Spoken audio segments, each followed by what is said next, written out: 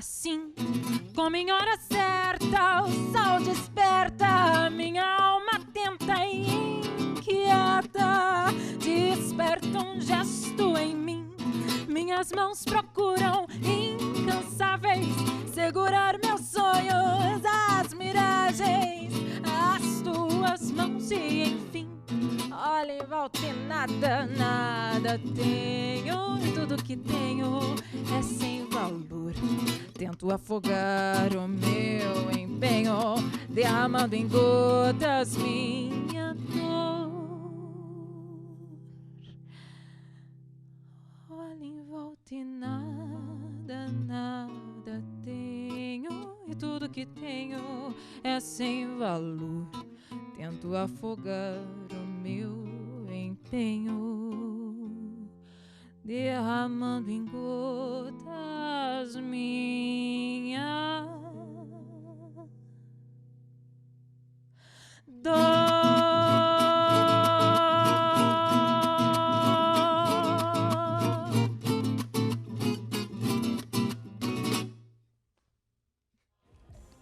Muito bom, Sinapse no ar agora. Aqui você ouviu a Carla Dibia com o Daniel Amaral com a música Miragem. Sejam bem-vindos, gente. Obrigada. Muito bom o som. Mas eu tenho uma pergunta para fazer para você. Você gosta de ler? E se eu te perguntar quantos livros você leu do começo desse ano até hoje? Pois é, uma pesquisa do Instituto ProLivro aponta que o brasileiro lê em média 4 livros por ano e termina no máximo 2. Já na Espanha, esse número sobe para 10 livros por ano que as pessoas leem lá na Espanha. Pois é, mas o livro, a leitura em geral, né, e os livros são muito importantes para despertar o nosso senso crítico e também despertar a nossa imaginação, né? Agora, será que os e-books desenvolveram esse hábito de ler? Agora, como que a gente pode também desenvolver justamente esse hábito da leitura? É sobre isso que a gente vai falar daqui a pouquinho, porque agora a gente vai saber um pouquinho mais sobre o trabalho aqui do Daniel Amaral e da Carla Dibia. Gente, vamos tentar entender aqui um pouquinho, então, como é que começou esse duo musical de vocês, muito interessante, chamado Mini Conto, é isso? Como é que começou, né, esse projeto? Por que ele se iniciou? Foi em 2010, né? Foi em 2010 que nós nos reunimos para tocar, para começar um projeto juntos. Mas o nosso produto resultante desse estudo, desse trabalho juntos, só aconteceu em 2012. Com o nosso primeiro EP. E em 2014, nós lançamos nosso primeiro álbum, que é o Miragens, né? O nome da nossa música, inclusive. Agora, explica um pouquinho pra gente o que é exatamente o Mini Conto. Então, além dele ser essa união da minha voz e do violão do Dani, o Mini Conto em si, ele recebe esse nome pelo nosso ligamento com a literatura. Então, nossas poesias, elas são reunidas numa forma nos nossos álbuns, não para ouvir só uma música, quando você vai ouvir o álbum, mas para ouvir aquele álbum em sequência, aquelas músicas em sequência, de forma que, assim, você consiga formar uma narrativa, né? A audição elas são do CD.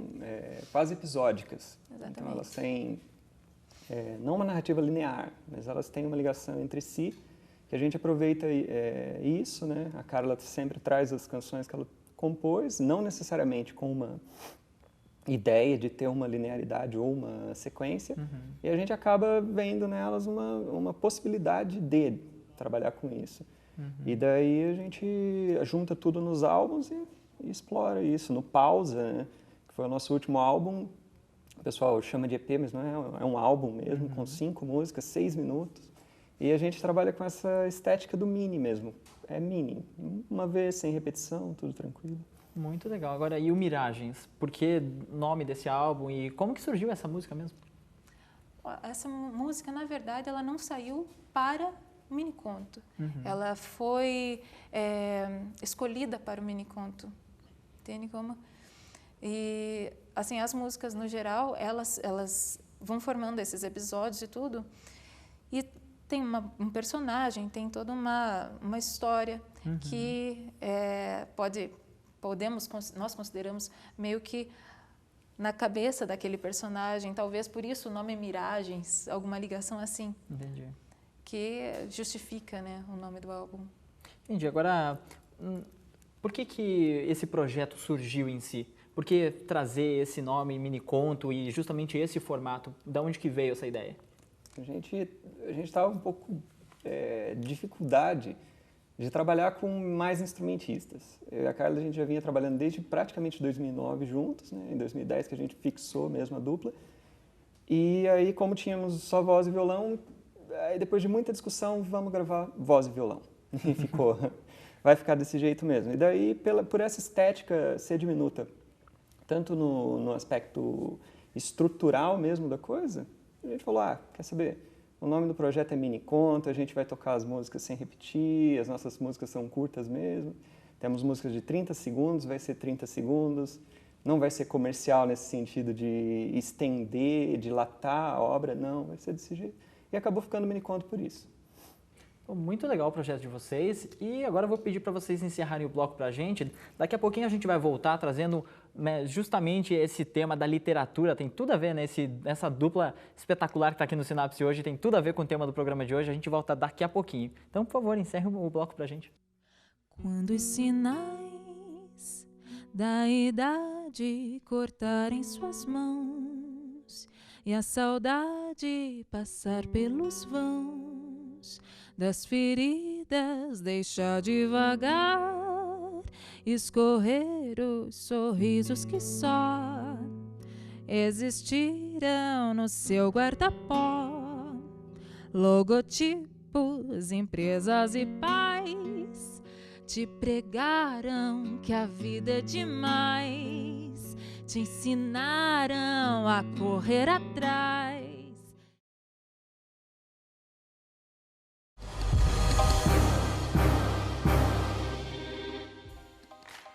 Sinapse está de volta, falando hoje sobre o hábito da leitura, sobre a relação das pessoas com os livros, sobre como as pessoas lidam hoje em dia, né, com a questão da leitura. A gente vai ver agora na reportagem do Andrei Principal Gabardo se os jovens aqui de Curitiba ainda leem, mesmo com, né, as redes sociais aí em alta e com todo mundo conectado hoje em dia, né? Dá uma olhadinha então nessa reportagem que a gente preparou para você. Parar, descansar, ler um bom livro de literatura. Hábitos como estes, segundo estudos recentes, estão se tornando cada vez mais raros hoje em dia. Mas será que isso é mesmo verdade? Parece que não, viu? Em livrarias, sebos ou bibliotecas, o que não falta, além de livros, é claro, é gente apaixonada pelo mundo da leitura, fascinada por livros e que costuma frequentar esses locais, sempre que podem. O público jovem representa, durante a semana e no final de semana, entre 60% a 70%, assim. Na verdade, eles vêm para ver todas as linhas nossas, desde quadrinhos, livros. Pelo menos uma vez por semana, assim. Sempre procuro dar uma passada aqui, mesmo que for para fazer outras coisas. Para gostar de livros, não tem idade, viu? Olha aí a Júlia, de apenas 12 anos, para comprovar o que eu tô dizendo. Qual que é a frequência de você vir aqui na livraria? Pelo menos os fins de semana eu venho. Uma vez por semana, mais ou menos. Ou duas. Às vezes mais. Por aí. E você vem porque você gosta? Sim, com certeza. E sabe o que ela diz de quem troca livros por TV ou computador, por exemplo? Tá perdendo uma oportunidade muito boa, né? Porque é muito bom. Mas se um dia os pais incentivarem a ler, acho que eles vão gostar. E além de poder comprar um bom livro, as livrarias se tornaram um espaço para conversa, debates e discussões sobre livros, trilogias e sagas. Esse grupo que leem lá o Harry Potter, que lê os Jogos Vorazes, o Divergentes, eles conversam entre eles nas redes sociais e às vezes a gente queria fazer alguma coisa que trouxesse eles para falar um pouco sobre isso, né? Para falar sobre o livro e para encontrar outras pessoas que também têm o mesmo gosto deles. Eles vêm bem à vontade, tem trivias, tem perguntas, eles conseguem falar da paixão do personagem deles, contam histórias. Para muitos, a leitura é um hábito que se cultiva desde pequeno e mesmo quem muitas vezes ainda nem sabe ler, já tem vários incentivos, como por exemplo, ouvir histórias contadas pelos pais ou por uma bruxinha boazinha que mora dentro de um bosque. E para chegar até ela, é preciso caminhar por uma trilha e desvendar os mistérios da história de João e Maria, contada por meio de painéis. Eu estou falando da Casa da Leitura, uma biblioteca recheada de encanto que agrada pais e filhos, que viajam na imaginação no momento da contação de histórias feitas pela bruxinha. A Ana Clara, por exemplo, é uma criança muito criativa. E ela sempre, assim, repercute as histórias que ela escuta aqui. E eu acho que ajuda a estimular esse universo criativo que é propício para a idade dela, né? Para a bruxa Cidinha, ou melhor, Heloísa Esmanhoto, que atua como contadora de histórias há 19 anos, dar vida e interpretar personagens e textos de renomados livros é muito gratificante. E mais ainda, ver a reação das crianças a cada nova cena contada por ela. O olhar deles, o semblante, modifica a cada palavra que eu conto. E a cada história contada é uma reação, é uma coisa que acontece. Se eu contar de novo a história agora do João e Maria, não vai ser como eu contei agora há pouco. Então, eu estou aqui há 19 anos e todos os dias, para mim, é uma nova história. Poxa, que legal, né? A gente tem aqui para dar sequência a esse tema da leitura. Aqui no estúdio, então, a Carla Diba e o Daniel Amaral, que já cantaram para a gente, já abriram o programa de hoje. Mas a gente tem também agora a professora da PUC Paraná, do curso de Letras, Português e Inglês, e também coordenadora adjunta do Núcleo de Línguas da PUC Paraná, Karina Fernandes. Seja bem-vinda, Karina. Obrigada. Bom, vou começar perguntando o seguinte, tem alguns dados aqui, né? O Instituto ProLivro aí divulga sempre essa pesquisa Retratos da Leitura no Brasil, né? E em 2011... o Brasil tinha 88 milhões e 200 mil leitores, cerca de 50% da população mais ou menos. E de acordo com uma outra pesquisa da FEComércio do Rio de Janeiro, feita aí em 70 cidades de 9 regiões metropolitanas, 70% dos brasileiros não leu nenhum livro em 2014. Pois é, são alguns dados aí meio preocupantes, né? Agora, como é que a gente pode adquirir o hábito da leitura? Nesse caso aí que a gente viu aí na reportagem, né, o caso das crianças que já se envolvem desde cedo, ajuda, contribui nesse hábito? Com certeza, né? Acho que a primeira questão é a questão do hábito, né? Para se ter o hábito, eu acho que é preciso iniciar.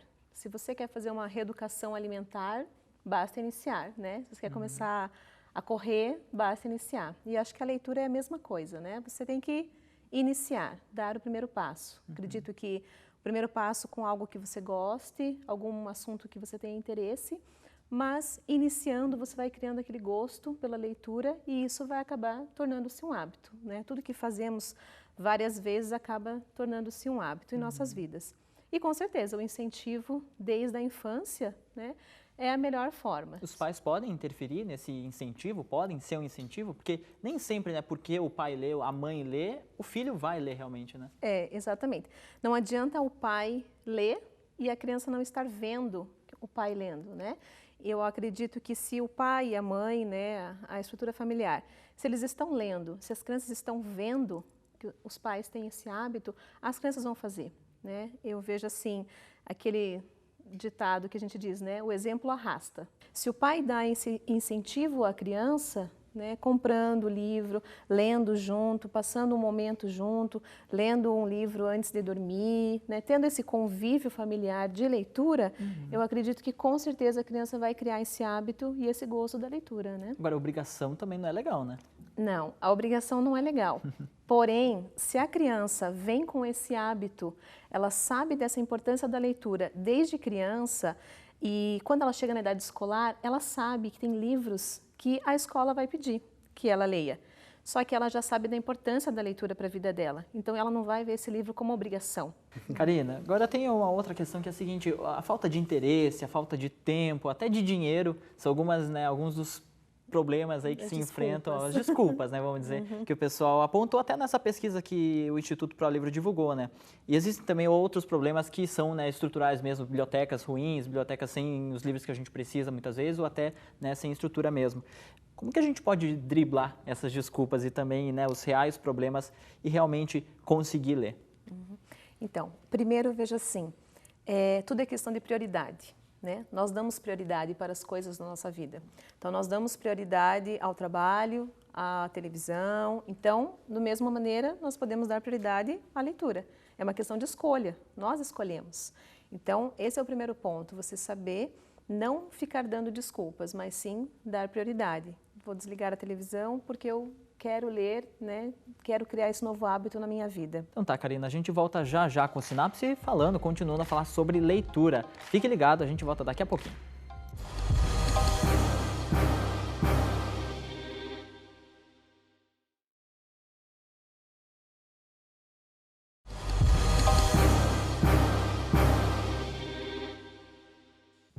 O Sinapse está de volta, continuando a falar sobre leitura no programa de hoje. Quem está aqui no estúdio com a gente é a cantora Carla Dib e também o Daniel Amaral, com o projeto Mini Conto, e também a professora da PUC Paraná, do curso de Letras, Português e Inglês, e também coordenadora do Núcleo de Línguas da PUC Paraná, a Karina Fernandes.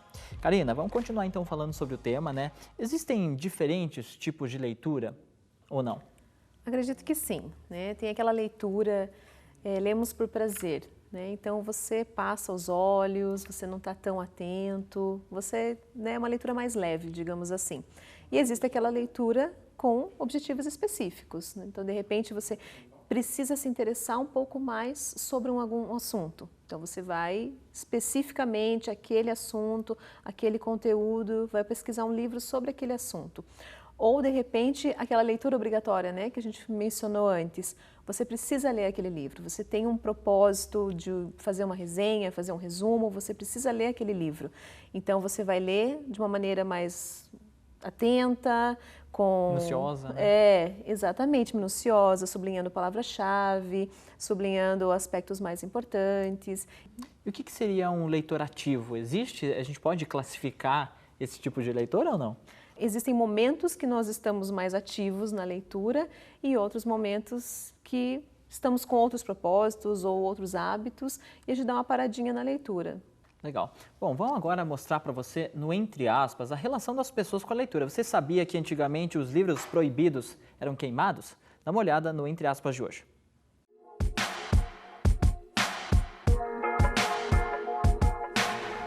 Folhear, normalmente acompanhado de uma inspiração profunda que capta o cheiro do objeto, são coisas que amantes de livros não abrem mão. As experiências sensoriais e cognitivas presentes nesse encontro trazem conforto ao leitor. A leitura normalmente está associada a uma atividade de relaxamento. A apropriação permite construir um livro dentro do livro, mas a experiência de interagir com ele pode ser algo proibido, dependendo de seu conteúdo. Na obra de Humberto Eco, Em Nome da Rosa, a informação é tratada como um bem material que é guardado com total sigilo.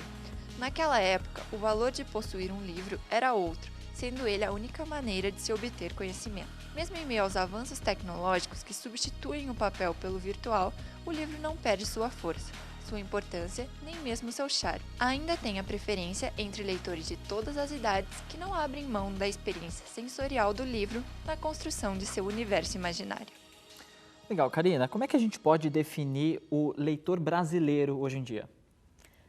O leitor brasileiro, acho que não está totalmente com o hábito, né, em dia. A questão do hábito da leitura, eu acho que não está tão ativo nesse sentido. Tem algum motivo para isso? Olha, eu penso assim, eu já morei no exterior e eu vejo como as crianças são incentivadas, como essa questão do exemplo arrasta, como os pais estão sempre lendo, como em todos os cômodos da casa existe lá uma escrivaninha pequenininha com os livros de fácil acesso para as crianças. E atualmente no Brasil você não encontra isso nas casas, sabe? Toda casa com um pouquinho de livro aqui, um pouco de livro ali, livros que são para as crianças. Você não encontra, por exemplo, pais em lugares públicos, restaurantes, né, quaisquer lugares públicos. Você não vê as crianças com livros na mão ou com brinquedos educativos. O que acontece é, os pais estão lá comendo, dá o celular, dá um aplicativo, né, para a criança distrair enquanto eles comem. Então não tem essa cultura, assim, esse pensamento de que o livro pode ser um hábito, pode estar sempre junto, né? É algo que ele pode carregar, então acredito que não está no hábito mesmo do brasileiro. Na essência do brasileiro. Na essência do brasileiro, essa questão da leitura. A gente tem hoje em dia muitas opções, né, de livros por aí, né, os best-sellers bombando aí hoje em dia, mas o que será que o pessoal gosta de ler realmente? Será que tem um livro da vida, o livro preferido de cada pessoa? Dá uma olhada no Fala Galera de hoje.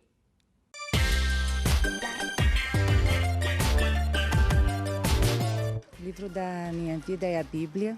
Eu sempre tenho ao meu lado, né, onde eu busco as minhas respostas, as soluções, né, a tranquilidade. Então eu sempre tenho a Bíblia ao meu lado. Nesse momento eu estou lendo uma escritora nigeriana que se chama Chimamanda Adichie, que fala muito sobre as relações raciais, relações de gênero. Tenho gostado muito de ler essa escritora. O meu livro é é uma biografia da banda Iron Maiden, que faz parte da minha vida até hoje.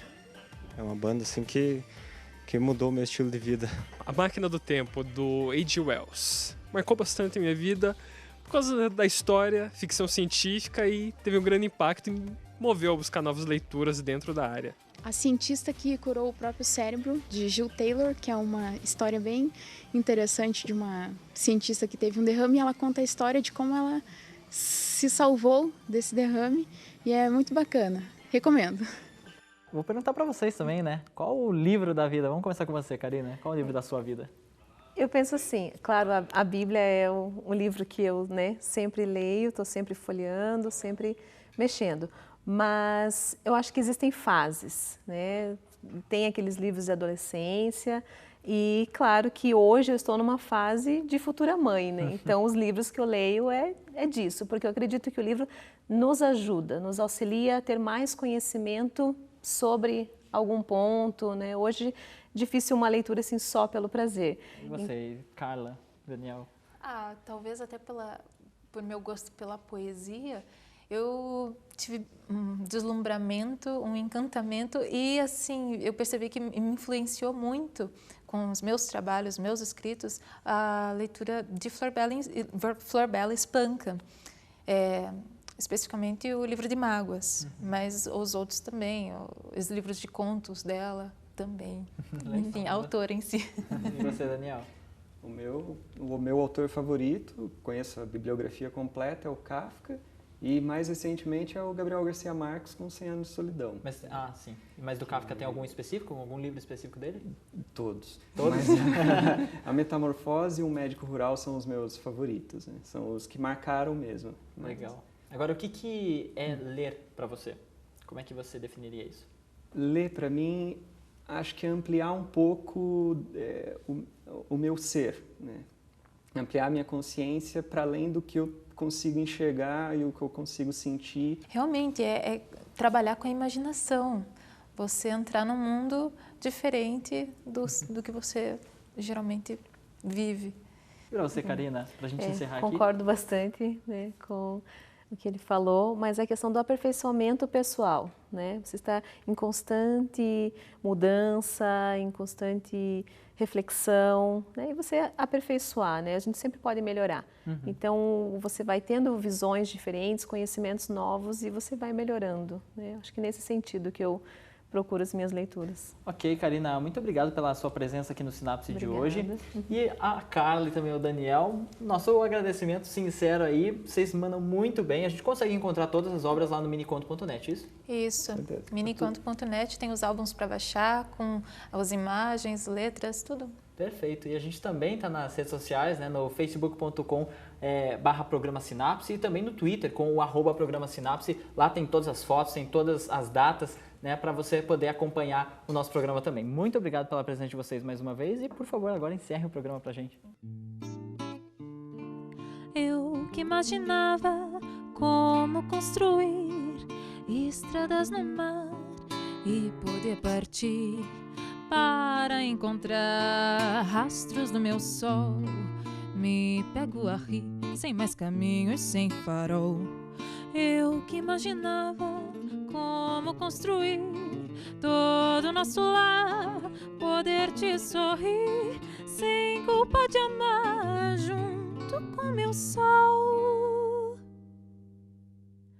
Me pego a rir, sem mais morada, sem farol. Me pego a rir, sem mais caminhos, sem farol.